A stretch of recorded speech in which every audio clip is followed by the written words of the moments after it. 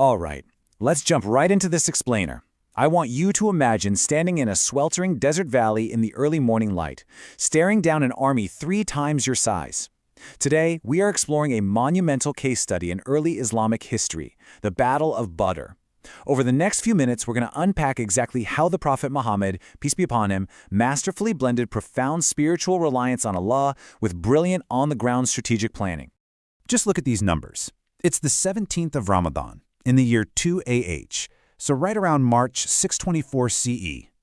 On one side, you've got the Muslim community, just 313 men.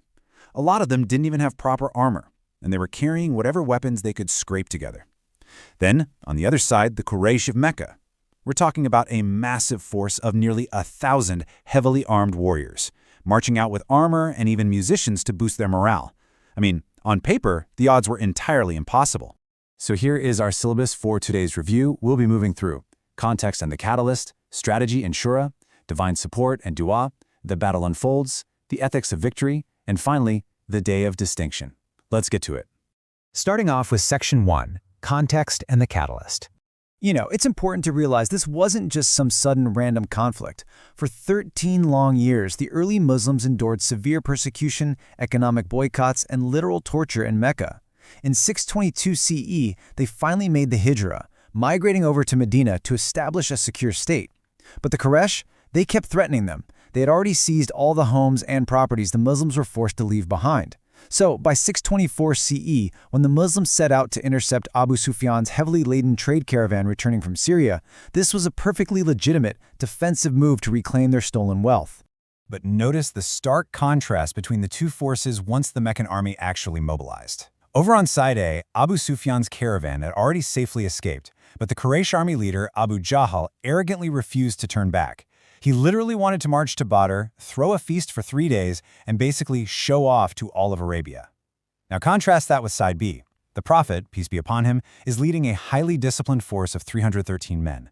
They were deeply focused on unity and seeking collective counsel once they realized they were about to face a full-blown army and not just a trade caravan.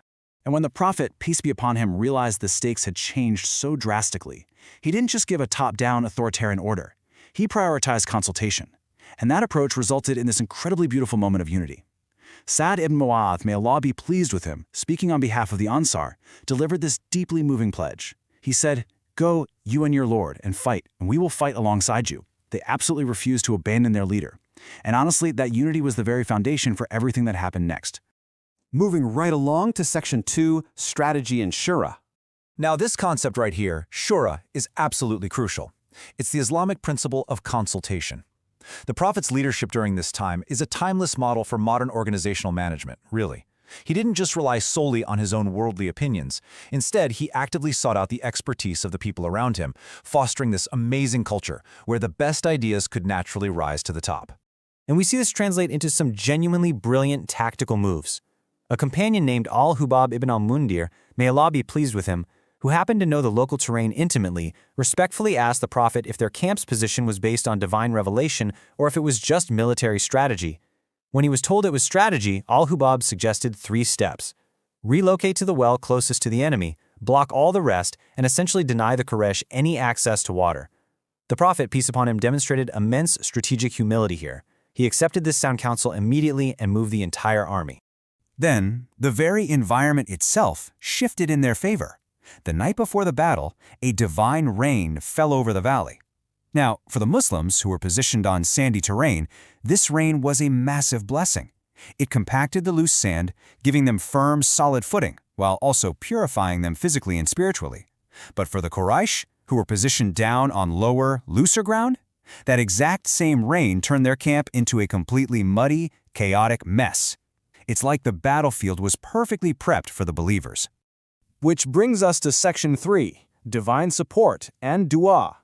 Tactics are essential for sure, but the spiritual weight of the night preceding this historic battle literally cannot be overstated. While the companions were finally able to catch a peaceful sleep, the Prophet, peace be upon him, stayed awake. He spent the night raising his hands in intense, tearful supplication. He was praying so fervently that his cloak actually fell from his shoulders, uttering these incredibly heavy words, "O Allah, if this small group of believers is destroyed today, you will not be worshipped on earth." This shows his absolute, unyielding reliance on Allah. He had tied his camel by planning the strategy perfectly on the ground, and now he was placing his ultimate trust entirely in the divine. And wow, was that prayer answered in an awe-inspiring way. As confirmed in Surah Al-Anfal, literal angelic reinforcements were sent down. We are talking about successive waves of 1,000 to 5,000 angels, led by the Archangel Jibreel himself. The companions later reported experiencing this profound spiritual reinforcement. They felt a supernatural courage, and some even witnessed unseen forces striking down the enemy lines before their own swords could even connect. So yes, they were vastly outnumbered, but they were certainly not alone. All right, Section 4, the battle unfolds. So, the battle kicks off with traditional Arabian single combat. The Prophet, peace be upon him, sent forward 3 of his closest family members and his absolute fiercest warriors, Hamza, Ali, and Ubaidah. May Allah be pleased with them. They swiftly defeated the Quraysh champions, instantly setting the psychological tone for the day. But what is truly fascinating here is the overall combat strategy. The Muslims didn't just charge wildly into the fray, they held highly disciplined, organized ranks. They waited for commands, used their arrows wisely, and that absolute discipline completely devastated the fractured, chaotic, and overly confident lines of the Quraysh. Right as the main lines finally engaged, there was this deeply pivotal moment. The Prophet, peace be upon him, picked up a handful of pebbles and threw them straight toward the enemy lines. And this action was completed by divine intervention, striking the faces of the Quraysh. As the Quran beautifully states in Surah Al-Anfal, "You did not throw when you threw, but Allah threw." It is the ultimate synthesis of human effort and divine action coming together. The real breaking point of the battle, though, that came with the fall of Abu Jahl. The Prophet, peace be upon him, had actually referred to him as the pharaoh of this ummah because of his severe tyranny. And astonishingly, this fearsome, fully armored commander was struck down by 2 young Ansar, Mu'adh and Muawidh, may Allah be pleased with them. Literally, 2 teenagers who had firmly resolved to stop his oppression once and for all.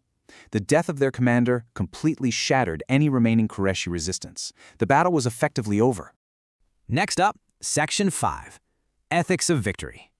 Now, the actual fighting was over in mere hours, but how a leader manages victory often tells you way more about them than how they manage a war. Just look at these stunning casualty numbers. Out of a force of 1,000, the Quraysh saw 70 of their top leaders killed and another 70 captured. On the Muslim side, out of their 313, they lost 14 men, who are honored as martyrs. It was an incredibly decisive victory that instantly shifted the entire balance of power in Arabia. But the big question is, what happened to those 70 prisoners?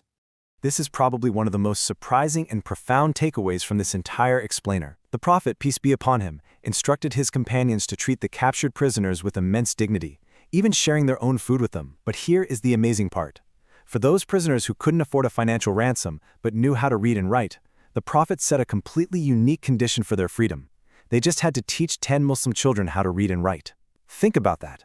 In a largely unlettered society, he prioritized education over wealth. It is a breathtaking demonstration of Islamic ethics and foresight. Finally, Section 6, the Day of Distinction. We really need to step back and analyze the lasting historical and spiritual legacy of what happened here. The Quran actually gives this specific day an incredibly powerful title, Yawm al-Furqan, which translates to the Day of Distinction, because this wasn't just a military win, right? It was a divine confirmation. It was the definitive moment that separated truth from falsehood, proving that when a community stands firm on its principles, even against totally insurmountable odds, they can literally change the course of history. And the individuals who actually stood their ground that day, they were granted a status literally unlike any other. They became known as the Ahl Badr. Islamic scholarship recognizes these 313 companions as having an unmatched, elevated spiritual rank forever. They were divinely forgiven and honored precisely because they were the ones who stepped up when the odds were completely and utterly against them. So, I want to leave you with this final provocative thought. How does the victory at Badr actually challenge us today? The Prophet, peace be upon him, showed us exactly what it means to tie your camel and trust in Allah. He used shura, he perfectly utilized the terrain, he planned meticulously. But he still prayed as if absolutely none of those worldly means mattered without divine support. In your own modern life, in your own organizational challenges, are you balancing both? Are you putting in the rigorous strategic work while still maintaining an unshakable trust in the outcome? It's something really powerful to think about. Thanks for joining me for this explainer, and keep learning.